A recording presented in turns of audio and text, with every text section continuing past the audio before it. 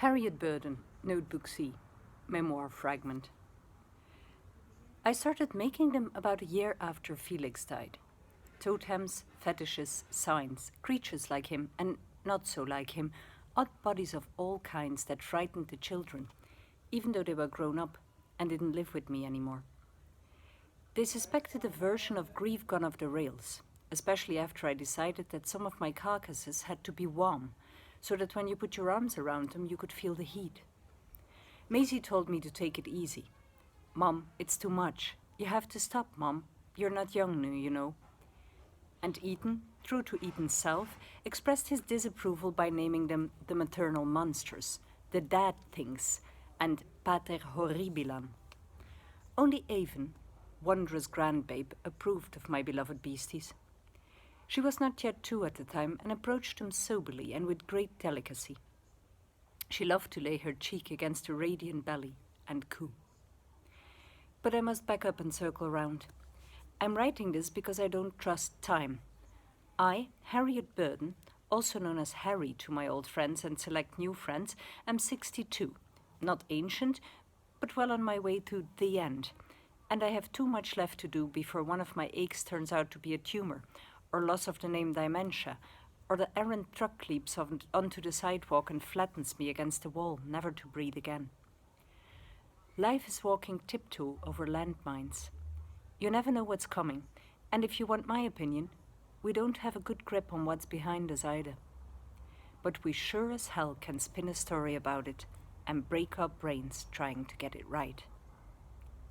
Beginnings are riddles. Ma and Da, the floating fetus, up over.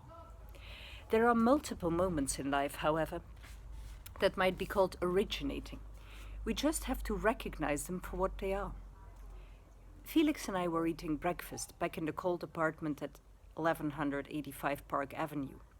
He had cracked his soft-boiled egg, as he did every morning with a smart smack of his knife to the shell, and he had brought the spoon with its white and running yellow contents to his mouth.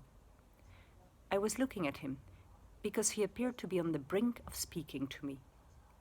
He looked surprised for just an instant. The spool fell to the table, then to the floor, and he slumped over, his forehead landing on a piece of buttered toast. The light from the window shone wakely onto the table. With its blue and white cloth, the discarded knife lay at an angle on the saucer of the coffee cup. The green salt and pepper shaker stood inches from his left ear. I couldn't have recognized the image of my husband collapsed over his plate for more than a fraction of a second. But the picture was scored into my mind, and I still see it. I see it even though I leapt up and lifted his head, felt for his pulse, called for help, breathed into his mouth, prayed my muddled secular prayers, sat in the back of the ambulance with the paramedics and listened to the siren scream. By then, I had become a stone woman, an observer who was also an actor in the scene.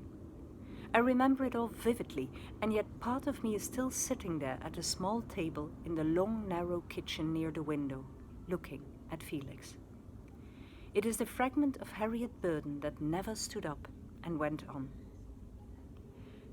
I crossed the bridge and bought a building in Brooklyn, a scruffier borough in those days than it is now. I wanted to flee the Manhattan art world, that incestuous, moneyed, whirring global of composed of persons who buy and sell aesthetic objects. In that effete microcosm, it's fair to say Felix had been a giant, dealer to the stars, and I, Gargantua's artist wife. Wife outweighed artist, however, and with Felix gone, the inhabitants of that beau monde cared little whether I stayed or left them for the remote region known as Red Hook. My work had never sold much and was little discussed, but for 30 years I served as hostess to the lot of them, the collectors, the artists, and the art writers, a mutually dependent club so ingrown and overgrown that their identities seemed to merge. By the time I did bid goodbye to it all, the hot new properties fresh from art school had begun to look alike to me, with their film or performance art and their pretentious patter and garbled theoretical references. At least the kids were hopeful. They took their cues from the hopeless, those morons who wrote for Art Assembly, the hematic rag that regularly served up the cold leftovers of French literary theory to its eager, equally ignorant readers. For years, I worked so hard to hold my tongue, I nearly swallowed it.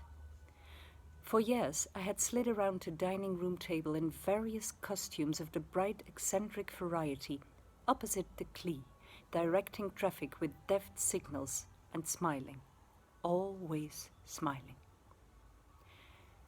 Felix Lord discovered me standing in his gallery late one Saturday afternoon in Soho, contemplating an artist who has long since vanished, but had a moment of glory in the 60s. Hieronymus Hirsch. I was 26, he was 48. I was 6'2", he was 5'10". He was rich, I was poor. He told me my hair made me look like a person who had survived an electrocution, and that I should do something about it. It was love, and orgasms, many of them, in soft, damp sheets. It was a haircut, very short. It was marriage, my first, his second. It was talk, paintings, sculptures, photographs and installations, and colors, a lot about colors.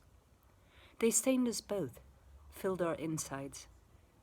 It was reading books aloud to each other and talking about them. He had a beautiful voice with a rasp in it, from the cigarettes he could never quit smoking.